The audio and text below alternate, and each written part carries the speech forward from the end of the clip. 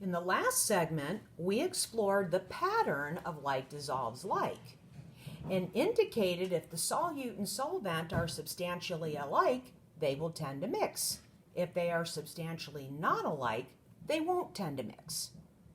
The issue is that there's this whole continuum of well, maybe that we'll explore in your next course. Segment 5 begins with the thought process and application. Let's say you have an unknown liquid. How could you determine if it's polar or nonpolar by mixing it with water? Well, you need to note that water is polar. That is something you need to remember for all eternity, basically. If the unknown mixes, what does that mean? That means the unknown is polar or substantially polar.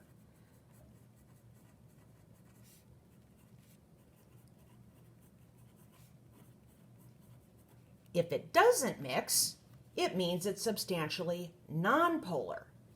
If it mixes a little bit, that means it's a little bit polar and a little bit nonpolar, and that leads you to that continuum. Okay? If they mix completely, it's polar. If they don't mix at all, nonpolar.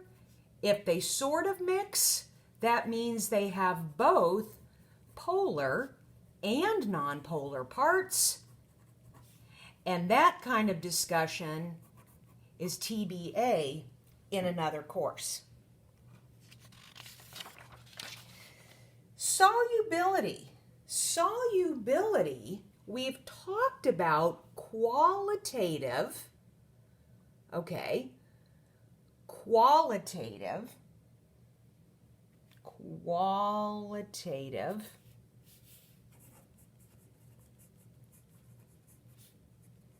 meaning yes or no. We looked at that before when we looked at our solubility table. Yes, it's soluble, meaning it will dissolve in water. No, it's not soluble, meaning it won't dissolve in water. However, there's a continuum. There's a quantitative part of this, meaning how much. It's kind of like saying, are you going to get paid? Yes or no? Yes or no? Well, most people are not going to be satisfied by just saying, yeah, I'm going to get paid. No, I'm not going to get paid. You want to know how much. Okay? So we're going to take the idea of solubility, yes or no, and we're going to expand that, extrapolate it, and put some numbers on it. Okay? Now, solubility, by definition, which we talked about on page 1, is the amount of solute dissolved in 100 grams of water at a certain temperature. And an easy way to do this is to look at a graph. Now, you can have these numbers in some kind of chart, but graphs are nice because they're visual. Okay? Now, what you need to note here is that everything on this graph is ionic.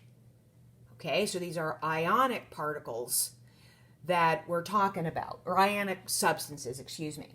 Okay? Now, what we need to note here is that solubility, or the ability for a ionic solid to dissolve in water, is a function of temperature. Okay? So here's the solubility, and here's the temperature. Okay? Generally, but not always, generally, as we increase the temperature, we increase the solubility. Okay? You warm something up, you can get it to dissolve better. We kind of know this intuitively. Some things have very strong correlations, like calcium chloride. You heat that up a little bit, and this is an exponential curve.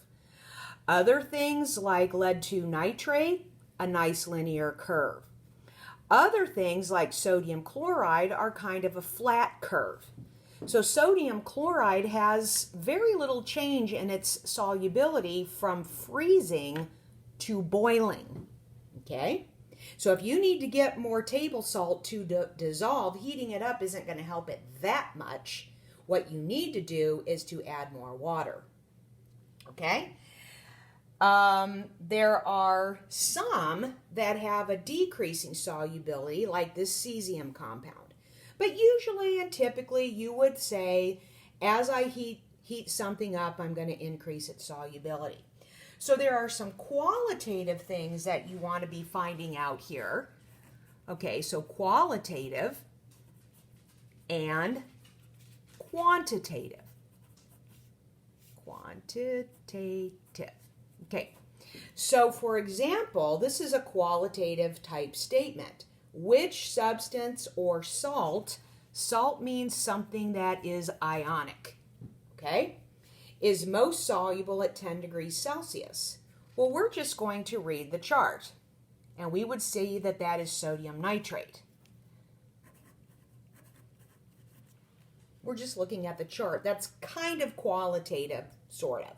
A little bit quantitative. I'm not asking you for a number. I'm just asking you for you to look. Okay, if you were going to make that quantitative, you could say that that's 80 grams per 100 grams of water at that temperature. Okay, when we move up in temperature to 20 degrees, it is still sodium nitrate. Okay, it just is more soluble. I would say that's maybe what, about 88 grams? Okay, so at 20 degrees Celsius, it's still sodium nitrate, but we can cram a little bit more into that same 100 grams because we've increased the temperature. Okay?